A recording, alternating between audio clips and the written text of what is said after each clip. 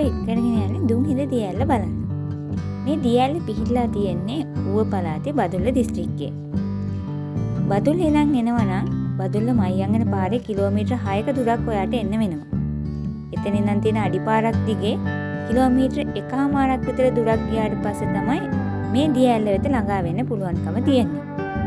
ඔයා පෞද්ගලික වාහනයක එනවනම් දුම්හිඳ හන්දියේ වාහනේ නතර කරලා ඉතුරු ටික මේ කියන විදිහට අඩිපාර දිගේ පයින් පහළට යන්න ඕනේ. ඔබ අඩිපාර දිගේ මද දුරක් ගමන් කරනකොට ප්‍රවේශ පත්‍ර අලෙවි කරන කුටිය හමු වෙනවා. එතනින් ප්‍රවේශ පත්‍රයක් මිලදී ගන්න. දිය ඇල්ලට ගමන් කරන මාර්ගයේ දෙපස වෙළඳසැල් බොහොමයක් තියෙනවා. ඒවා පසු කරමින් ඔබට පයින් පහළට ගමන් කිරීමට සිදු වෙනවා. ඔබට ගමන් කිරීමට සිදුවෙන මේ මාර්ගය ඇතම් ස්ථාන ඉතා පටු වෙනවා. ඒ වගේම දිස්සන සුළුයි. ඔබ ප්‍රවේශමෙන් මේ මාර්ගය ඔස්සේ ගමන් කරන්න.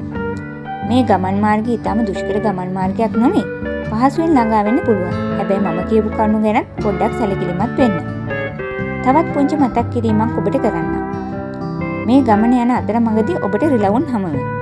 ඒ නිසා ඒ රිලවුන්ට ආහාර දීමට යාමෙන් මෙන්ම ආහාර සහිත කවර රිලවුන්ට පෙන්න පරිදි ගෙන යාමෙන් වළකින්න. නැත්නම් ඔබට මහත් කරදර රසකට මුහුණ පාන්නට සිදු වෙයි.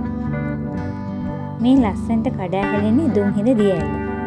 ඔයත් දවසක මේ දුම්හිඳ දිය ඇල්ල බලන්න යන්න. ගිහින් ඇවිත් ඒ අත්දැකීම අපිත් එක්ක බෙදා ගන්න.